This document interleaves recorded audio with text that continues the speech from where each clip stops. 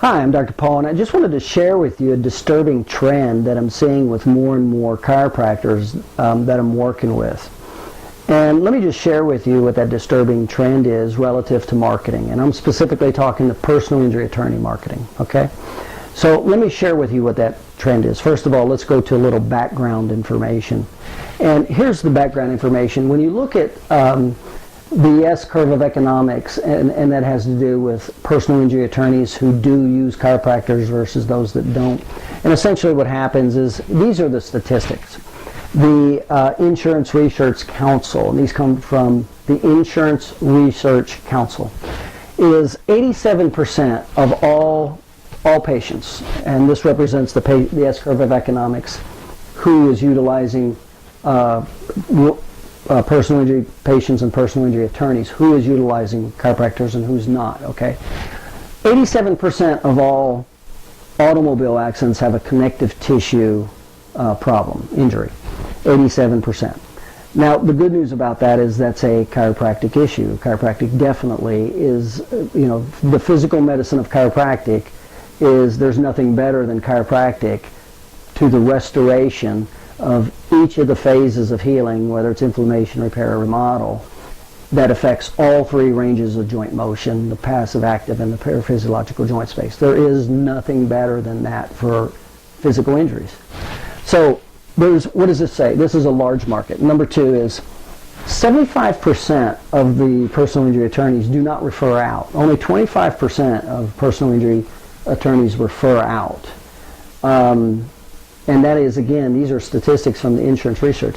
Now, the good and bad news about this is 75% of the personal injury attorneys do not refer out. In other words, when they get their clients, they take the clients and the cases and the doctors and reports that they've dealt with, and that's what they use. So there's a large number of people, personal injury attorneys, 75%, who do not refer out. So that's a big, big, big target market. That's a big possibility. 32% of all personal injury patients go to CAM providers, and chiropractic is designated a CAM provider. That's complementary alternative medicine. Now, chiropractic care is the largest segment of the CAM providers for personal injury attorney patients, but it's only 32% of CAM.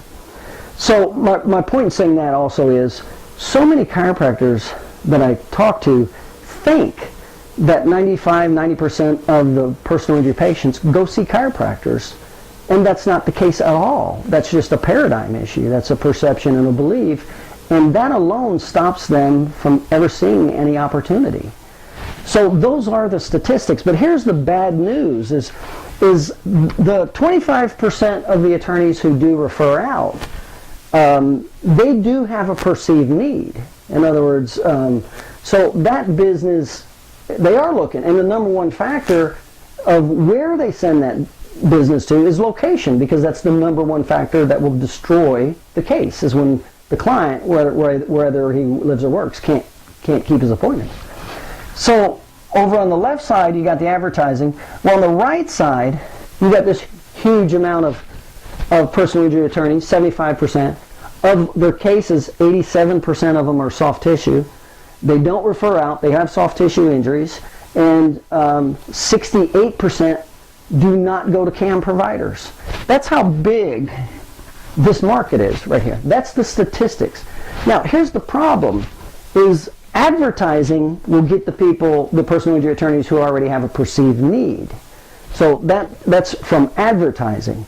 And the advertising formula is, again, dealing with demographics, psychographics, geographic, psychographic barriers, vehicles of delivery, unique sales position, need analysis, problem solution, why you offer, deadline. So that's the advertising formula, okay? Now over here, this is not advertising over here, this is sales. There's no perceived need over here. And this is where I'm seeing a disturbing trend with a lot of the chiropractors that I talk to. And here's what it is what gets these people to act, for you to get their business over here, that's educational sales, it's not advertising. And it's a total different formula. See, over here we explain the advertising formula. Over here, you still have demographics, psychographics, geographics, psychographic barriers, vehicle delivery. These things are still important in sales.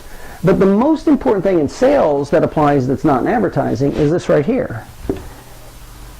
You have to be able to take somebody through three phases of awareness to establish need. You got to get them through the admit, consequences, and personalization phase.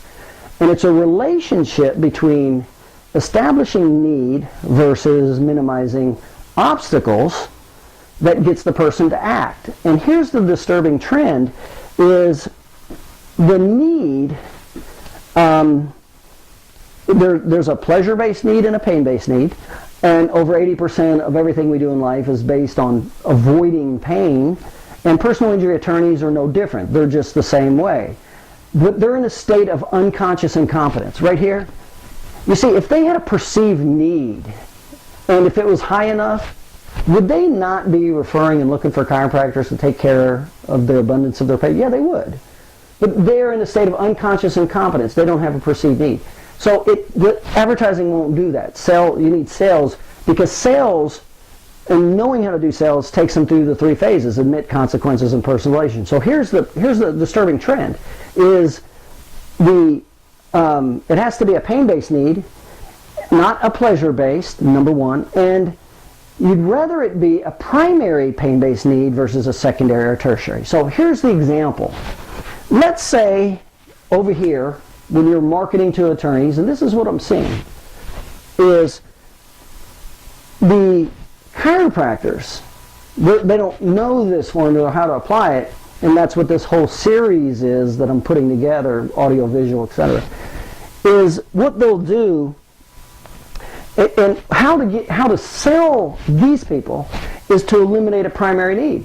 Now, a secondary need would be good, and definitely if it's a need that hurts, if that's hurting them.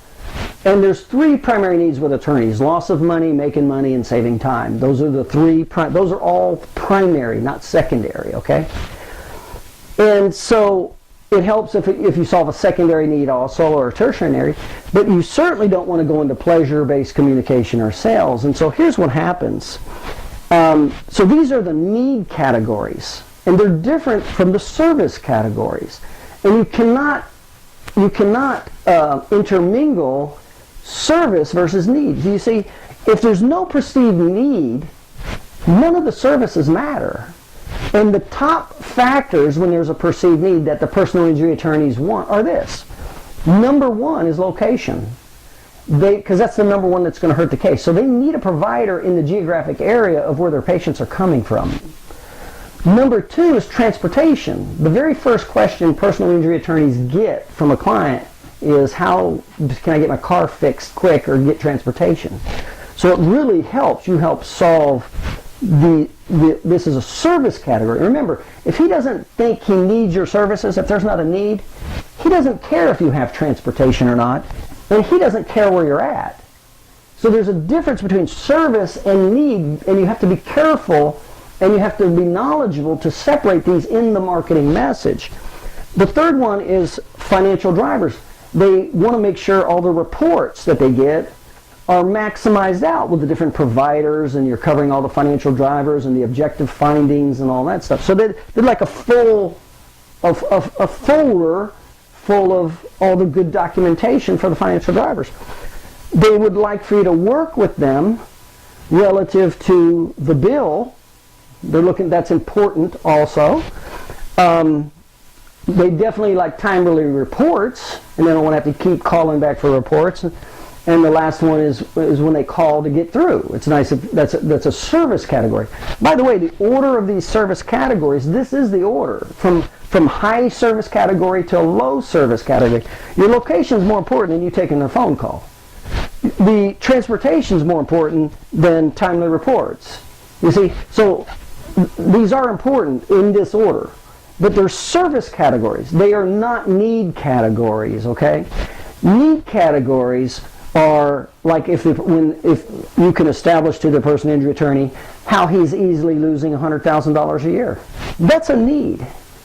That's a primary need. It's not a secondary need. Okay? So if you can not only eliminate a primary need, and that's what we're going to do. That's what we do to this market. This is what this whole personal injury attorney video series, marketing series that I'm putting together for. This is exactly what it does in this market. So you have this huge market over here that's sales-based. You have to be able to make sure you have the best demographics, psychographics, geographics, and psychographic barriers, okay? You make sure you have the optimal vehicle of delivery. So make sure those 4 categories are optimal for your list, your marketing list. Once you get it, then the message has to be a primary need. Now this is typically an unconscious incompetent state. So you have to be able to take something he's not even aware of. And most of the chiropractors I work with aren't even aware of this. So you have to be able to establish, and remember you got to take them through 3 psychological phases: admit, consequences, and purge. The consequences are these, that it's a primary need and it's big and it hurts. And he didn't know that until you pointed it out and got him to admit it. That's called sales, okay? Now here's the big problem that I'm seeing. This is how you tap into that market.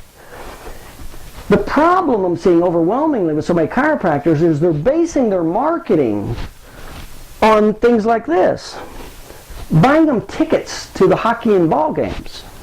Buying them dinners. Strippers. I've heard strippers. The chiropractors are buying their attorneys strippers. Sending them flowers and gift boxes and things like this, okay? That's a disturbing trend. And here's why.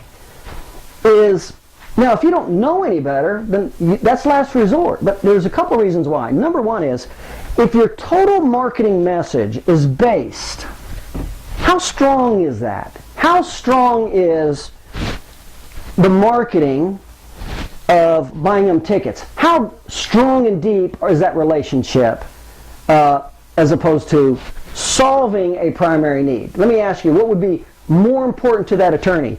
You showing him something he didn't know before, how he's easily losing $100,000 a year, or you giving him tickets to the ball game?